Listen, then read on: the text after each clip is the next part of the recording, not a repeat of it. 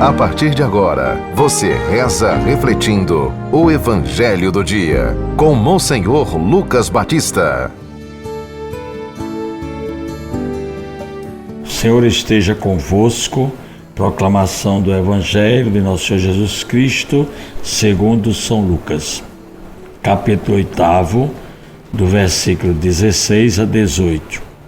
Naquele tempo disse Jesus à multidão: ninguém acende uma lâmpada para cobri-la com uma vasilha ou colocá-la debaixo da cama. Ao contrário, coloca no candeeiro, a fim de que todos os que entram vejam a luz.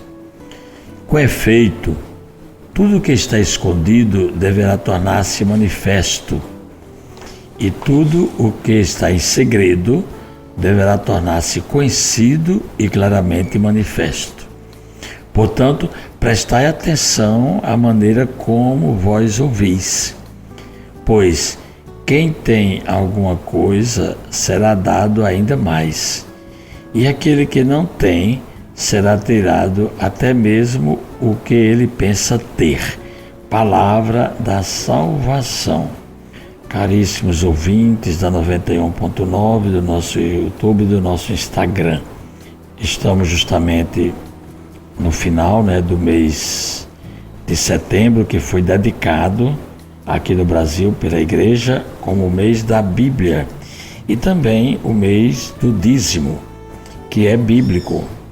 A gente fazer a oferta para o altar, para a igreja, para a manutenção, para a missão, para a divulgação da palavra de Deus, para a leitura sagrada.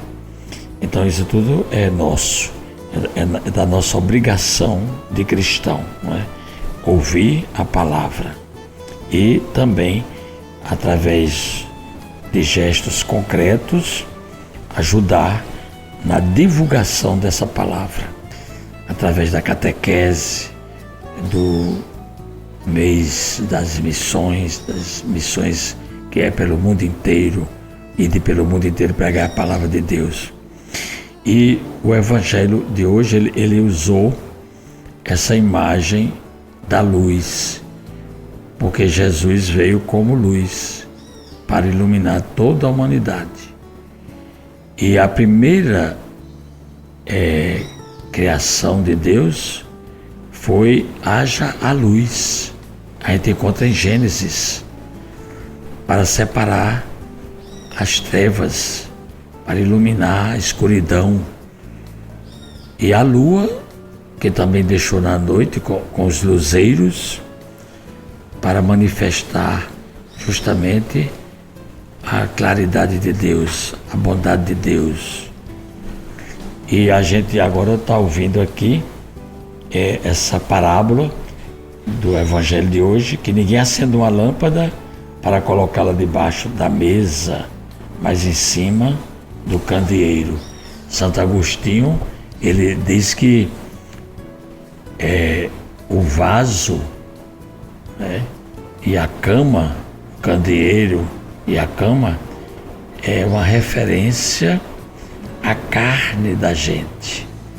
E luz designa a palavra.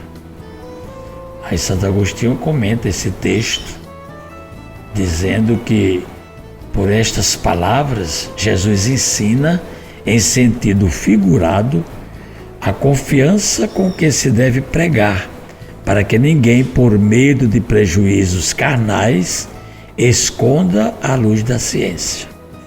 Aí ele diz mais: cala a palavra por medo de prejuízos carnais, quem prefere a carne à manifestação da verdade, e cobre a palavra com a carne quem teme pregá-la. Aquele, porém, que submete seu corpo ao ministério de Deus, põe a luz sobre um candeeiro, de modo que acima esteja a pregação da verdade, abaixo a servidão do corpo. Isso é Santo Agostinho explicando para nós essa pequena parábola que Jesus usou aqui no Evangelho de hoje. Já São Beda, abade, ele ensina também sobre esse texto, dizendo que o Senhor nos ensina a escutar a palavra a todo instante, a fim de que ruminemos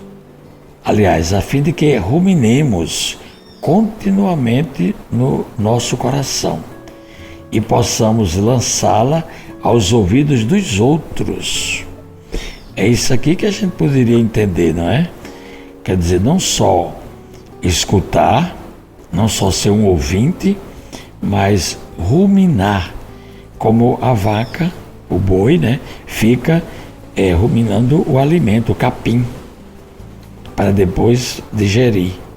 Assim também nós devemos ficar continuamente alimentando essa palavra, para que possamos depois não só fazer com que os outros ouçam da nossa boca, mas vejam através dos nossos atos. Aí São Beda continua dizendo: vede, pois, como ouvis, porque aquele que tem lhe será dado, e ao que não tem ainda aquilo mesmo que julga ter, lhe será tirado. É o que está no final do Evangelho de hoje. Aí São Beda explica: é como se dissesse: dedicai toda a vossa atenção à palavra que ouvis, porque a quem possui o amor à palavra será concedido entender o que ama. Aquele, porém, que não ama ouvir ainda a palavra, dotado de talento natural ou muito exercitado nas letras, não gozará em nenhuma medida a doçura da sabedoria. Com efeito, diz São Beda, o preguiçoso recebe talento precisamente para que seja mais justa a punição da sua negligência, porque desdenhou de saber o que poderia ter alcançado sem grande esforço. Não raro, por outro lado, o zeloso sofre pela lentidão de sua inteligência, para ser recompensado por prêmios tanto maiores quanto maior foi o esforço para alcançá-los.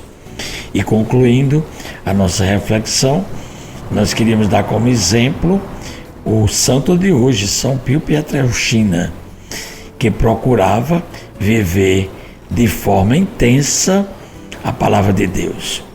E por isso que ele se torna luz, que não se apaga, foi santo. E ele foi um frade sacerdote que carregou doloridos estigmas. Aquelas chagas de Jesus ele carregou nas suas mãos também, até a morte, sem reclamar, e sempre dado à oração, e também atender as pessoas que eram atraídas pela sua simplicidade e santidade. Olha aí, um exemplo concreto de quem viveu a palavra de Deus.